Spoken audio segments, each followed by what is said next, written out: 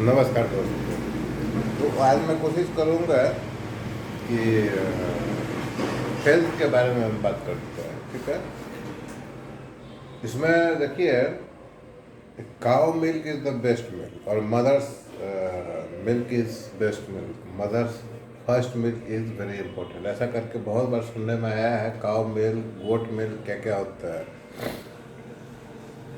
Cow या buffalo milk के बारे में हम बात करें, अगर बायोलॉजिकल ग्रोथ का देखें तो एवरेज काउ और बफेलो का जो एज होता है, आप 10, 8, 10, 12 ऐसा ऐसा ही होता है कुछ।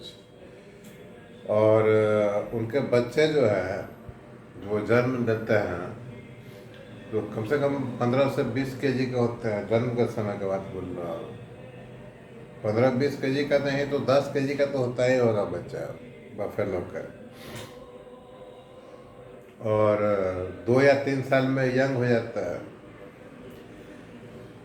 अगर वो चीज़ कंपैरिजन करें ह्यूमन से, आदमी से, तो आदमी का एज कितना होता है? आदमी का एज 70-80, ऐसा 70 रख लीजिए एवरेज। आदमी का बच्चा जो है जन्म लेता है तो कितना उसका वजन होता है? 2.5 केजी। जबकि 10 केजी के आसपास इसका होता है, बफेलो और काऊ का। और जब 2 वर्ष की एज में काऊ या बफेलो का बच्चा जब ग्रो कर जाता है, मतलब एडल्ट हो जाता है, आदमी का बच्चा 2 साल में तो ठीक से बोल भी नहीं पाता है। उसको ग्रो करने में 15 साल, 20 साल ऐसा लगता है। 20 साल तो लग ही जाता है। अब न्यूट्रिएंट की हम बात कर रहे हैं, तो आपको मालूम है कि जो मैमल्स होता है, जब उनका बच्चा होता है भगवान, तब भगवान जी उनको दूध भी देता है अपने बच्चों को पिलाने के लिए। तो एक बफेलो या काऊ का जो है सो बच्चा हुआ तो भगवान जी दूध दिए पिलाने के लिए। That milk is suitable for their babies, ठीक है, काफ। उसी तरह आदमी में भी, आदमी मैमल है। आदमी का जन्म होता है तो मदर को जो है सो भगवान जी दूध देते हैं बच्चा को पिलाने के लिए, ठीक है। वो दोनों मिल्क जो है, या प्रकृति ने जहाँ कहीं भी ऐसा बना के रखा है सिस्टम, वो जो मदर्स मिल्क होता है उसके बेबी के लिए सुटेबल होता है। अब बायोलॉजिकल डेवलपमेंट देखिए तो जो काव या बफेलो है, एज एक तरफ 8 या 10 साल, एक तरफ 70 बरस, ठीक है। Weight at the time of birth, एक तरफ अगर 10 केजी है तो दूसरी तरफ 2.5 केजी है, ठीक है। एडल्टहुड का एज है तो एक तरफ 2 या 3 साल है तो एक तरफ जो है तो 15-20 साल हो सकता है। तो काव या बफेलो का मिल्क जो है सो आदमी के बच्चे के लिए कैसे सुटेबल हो सकता है, ठीक है। वो तो उसके बच्चों के लिए जिसका एज 8-10 बरस है, वेट इतना है, ग्रोन अप एज इतना है। तो ये बहुत सोचने वाली बात है। देखिए, इसमें मैं कारण जानता हूँ, लेकिन मैं चाहता हूँ कि इसको आप लोग खुद अपने हिसाब से देखिए, एनालाइज कीजिए, ठीक है। हिंट में देता हूँ, ठीक है। आपके पास मनुष्य में टेल बोन बोलता है, यहाँ स्पाइनल कॉर्ड के सबसे नीचे होता है, ठीक है। टेल बोन बोलता है लेकिन टेल है नहीं। साइंटिफिक एवोल्यूशन में बोला गया है कि हजारों लाखों साल पहले हम लोग जो बानर जनजाति होता है उससे हम लोग डिसेंडेंट में धीरे धीरे करके आए, जहाँ टेल बोन का यूज़ कम होते गया था।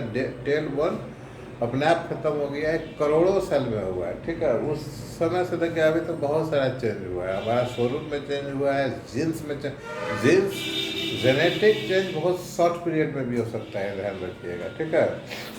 जेनेटिक चेंज भी हुआ है, सभी चीज़ हुआ है। उस समय और से अभी तक के बीच में कुछ चीज़ बहुत कॉमन है, थोड़ा हल्का चेंज हुआ है। जैसे यहाँ जो 2 तीर्थ होता है, ये वाला तीर्थ, ठीक है। ये तीर्थ, ये तीर्थ, ये तीर्थ, इट इज कॉल्ड कैनाइन तीर्थ, ठीक है। कैनाइन तीर्थ मांस को फाड़ने के लिए होता है, ऐसा, ठीक है। आप जो एनिमल्स होता है, टाइगर्स होता है, डॉग में भी देखेंगे ऐसा, ठीक है। ये ऊपर नीचे 2 कैनाइन तीर्थ के बीच में आपको चार जो है सो कट करने वाला तीत होता है, ठीक है। ये ऊपर की तरफ ऐसा है चार, और नीचे है ऐसा है चार, फोर्थ तीत होता है, ठीक है। तो ऊपर में कैनाइन तीत को लगा के 4 2 6 और नीचे में 6 12 हो गया। अब आदमी में 32 दांत होता है, ठीक है। तो 12 6 नीचे 6 ऊपर कैनाइन अब कटिंग करने वाला है कि तो ये हो गया 12, 32 में से 12 हो गया 20, ठीक है।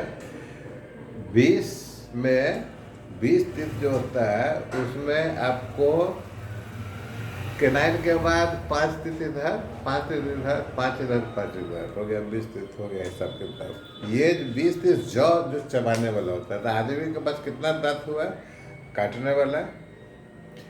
कैनाइन तीत मांस को फाड़ने वाला और जौ चबाने वाला, ठीक है। तो आदमी को क्या खाना है इससे आपको स्वरूप से, दांत के स्वरूप से पता चल जाएगा, ठीक है।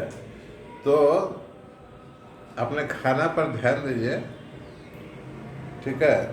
ये इसलिए बोल रहा है कि आप मनुष्य जो है सो पृथ्वी पर सबसे अधिक बुद्धिमान जीव है, ठीक है। इसको भगवान जिम्मेदारी दे दी है कि पूरा पृथ्वी को सुरक्षित रखने के लिए, ठीक है। पूरा पृथ्वी को सुरक्षित तब रखेंगे जब आप अपने शरीर को सुरक्षित रखेंगे। खास करके आपका जो स्टमक सिस्टम है, खाना खाया ऑसोफेगस होते हुए स्टोमक में गया, स्टोमक से लार्ज इंटेस्टाइन, स्मॉल इंटेस्टाइन, फिर डाइजेस्ट होते होते जो रेसिड्यू बच गया वो शरीर से बाहर आ गया, ठीक है, मल और मूत्र के फॉर्म में। तो इस चीज़ का बहुत ध्यान रखिए क्या खाना है आपको, ठीक है। वीडियो लंबा हो रहा है, हम इसको बंद कर रहे हैं। Thank you.